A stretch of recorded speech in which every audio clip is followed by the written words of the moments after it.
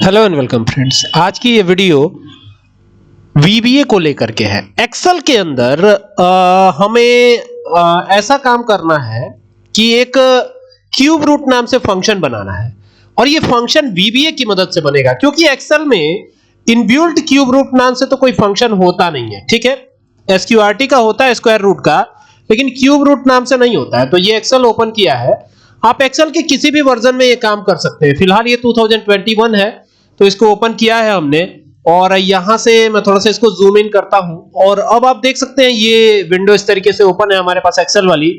और अब आपको यहां से एक शॉर्टकट की प्रेस करनी है। शॉर्टकट की क्या है? अल्ट के साथ फंक्शन बटन F11 प्रेस करना है। जैसे ही प्रेस करेंगे ये इस तरीके से ओपन हो जाएगा।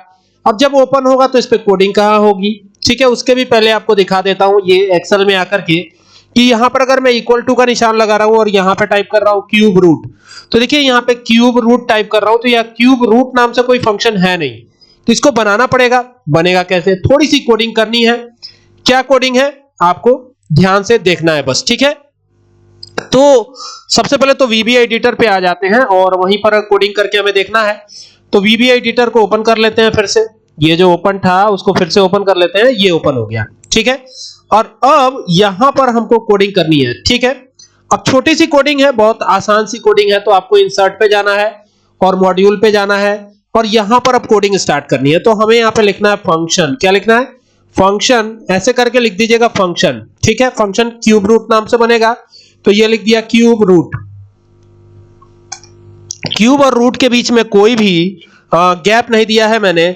और यहां पर ब्रैकेट को ओपन कर लेना और यहां पर एक नंबर नाम से बना लेंगे NUMBER। ये स्मॉल लेटर में भी हो सकता है, कोई जरूर नहीं कि आप कैपिटल ही लिखें। ठीक है, ये नंबर हो गया और इसका डेटा टाइप एज डबल कर देते हैं, डबल DOUBLE, ताकि ये डेसिमल वैल्यूज भी एक्सेप्ट करे। ठीक है, और इसका नाम एज, तो यहां पे कर दिया है एज डबल। ठीक है, और एंटर करके नीचे आएंगे। यहां कमेंट लगा देता हूं, क्योंकि हम करने क्या जा रहे हैं, हम यहां क्यूब रूट कैलकुलेट करने जा रहे हैं। तो यहां पे लिख दिया मैंने क्यूब रूट। ये कमेंट हो गया। ठीक है, कमेंट प्रिंटिंग में नहीं आता है, सिर्फ ये बताने के लिए। ठीक है, तो अब यहां पे लिखेंगे क्यूब रूट जैसे वहां पे दिया है।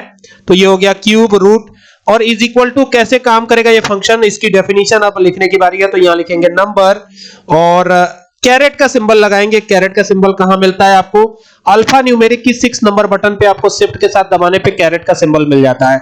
तो ये कैरेट लगा दिया हमने और यहां लिखा 1/3। ऐसे करके आपको लिख देना है। ठीक है, पावर है ये, कैरेट का मतलब पावर होता है। ठीक है, तो ये हो गया और बाकी अब इसको सेव करना है। तो यहां पे क्लिक करेंगे। अब सेव करना है तो कैसे करना है? इसको मैक्रो में सेव करना है। ठीक है, मैक्रो में कैसे? यहां पे देखिए दिया हुआ है .xlsm, इस एक्सटेंशन के साथ आपको सेव करना है। तो ये किया हमने और इसे नाम दे देते हैं क्यूब रूट। क्या नाम दे देते हैं? Cube root. ठीक है, तो ये क्यूब रूट नाम दे दिया। अब ये काम हो गया। अब आप यहां पर आएंगे तो किसी भी चीज का क्यूब रूट फंक्शन ये बन गया, तो क्यूब रूट नाम से फंक्शन आएगा। पहले नहीं आ रहा था। आप देखिए C टाइप करता हूं और यहां U टाइप करता हूं। यहां पर आप देख सकते हैं ये क्यूब रूट आ रहा है। तो इस पर डबल क्लिक करिए, ब्रैकेट ओपन कर लीजिए और यहां पर किसी भी चीज का क्यूब रूट पता करना है। सपोज कीजिए कि 27 का पता करना है, तो यहां पे 27 लिखिए, एंटर करिए। देखिए 27 का 3 आ गया ना। इसी तरीके से किसी का भी क्यूब रूट पता करना हो तो फिर यहां लगाया इज इक्वल टू, फिर यहां लिखेंगे क्यूब रूट। देखिए क्यूब रूट आ जाएगा और ये फंक्शन जो है काम करेगा। ठीक है, अब मान लीजिए कि आपको 77 का क्यूब रूट पता करना है, एंटर करिए। देखिए यहाँ पे 4.254, ये इस तरीके से करके आ गया। किसी का भी आपको पता करना हो आप आसानी से पता कर सकते हैं क्यूब रूट। ठीक है, अब यहाँ पे लिखिए क्यूब रूट, फिर वापिस से CUBE क्यूब रूट ROOT और ये ब्रैकेट ओपन हो जाएगा और इस बार 5.5 का क्यूब रूट पता करते हैं। है यहाँ पर क्यूब रूट आपके सामने है। ठीक है, उम्मीद करता हूं बात आपके समझ में आई होगी। ठीक है।